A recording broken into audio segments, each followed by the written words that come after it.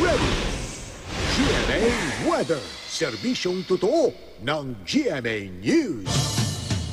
Lumakas pa po ang bagyong Esther na isa ng tropical storm ngayon habang papalabas ito ng Philippine Area of Responsibility. Alamin po natin ang latest sa ating lagay ng panahon mula kay GMA resident meteorologist Nathaniel Cruz. Mang Dani, good evening po. Good evening, Joseph. Lumakas nga ang bagyong Esther na ngayon ay nasa 65 kilometers per hour na ang daladalang hangin malapit sa gitna at may bugsong umaabot naman sa 80 kilometers per hour. Kanina alas 4 ng hapon, namanta ng pag-asa ang sentro ng bagyong Esther, 690 kilometers dyan sa may east-northeast ng Basco, Batanes at pa-east-northeast rin ang kilos nito sa bilis naman na 22 kilometers per hour.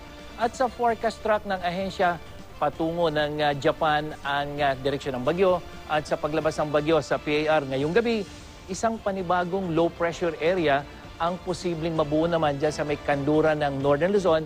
Base naman niya sa wind map ng The Weather Company. At kita rin dito sa wind map yung malakas na hanging habagat na iiral naman sa bansa, lalong-lalo na dyan sa may Luzon sa mga susunod na araw. At yan ang magdadala ng malalakas at kumisay matagalang pagulan. Katunayan sa susunod na 2 araw, tuloy-tuloy na makakaranas ng malalakas na ulan ang malaking bahagi ng Luzon. Yan yung kulay dilaw at kulay pulang nakikita natin, lalong-lalo na dyan sa Ilocos, Cordillera, sa Central Luzon region. Kaya sa mga kapuso natin dyan, maging I am ready po sa flash flood at landslide. Magiging maulan din sa Metro Manila, kaya sa mga lalabas ng bahay bukas, araw ng kalayaan, huwag pong kalimutan ang panangga sa ulan. Sa Visayas at Mindanao, ulan at thunderstorm din ang mararanasan bukas, lalong-lalo na dito sa may Northern Mindanao. At bukod sa ulan, magdudulot din ang malakas na hanging habagat ng matataas na alon, dyan naman sa Northern at Western seaboard ng Luzon. At nakataas ngayon dyan ang gale warning ng pag-asa kung saan hanggang higit 4 na metro o mas mataas pa po sa isang palapag na gusali ang mga alon. Kaya sa mga gumagamit ng maliliit na sakyang pandagat, huwag munang pumalaot dyan. Mang Dani, yun pong LPA. Papalabas na ngayon si Esther pero meron pa yata siyang kasunod. Yung LPA, meron ba po ang posibilidad na mag-iitong bagyo rin sa mga susunod na araw?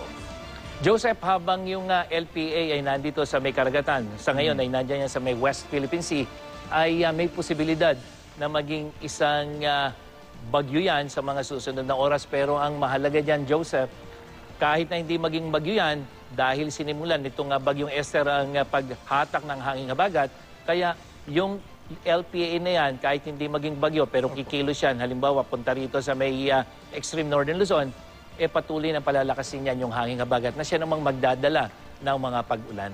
Kung ganun po, yung weekend natin, starting tomorrow, Friday, tapos Saturday, Sunday, mukhang hindi tayo makakapahinga sa ulan, lalo na sa mga hapon, sir, no?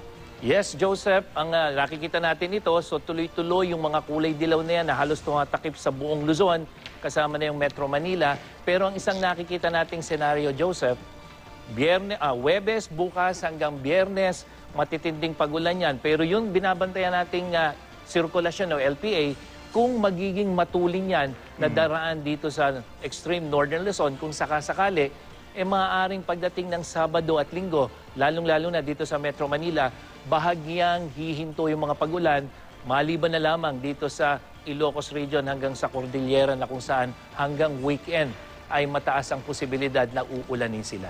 So, ingat po yung ating mga kababayan sa hilagang bahagi ng ating bansa. Maraming salamat, Mang Dani. Si Nathaniel Cruz po ang ating GMA resident meteorologist.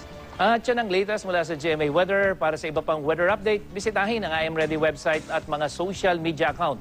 Ako po si Nathaniel Cruz, magplano para sigurado I am ready. Serbisyong totoo ng GMA News.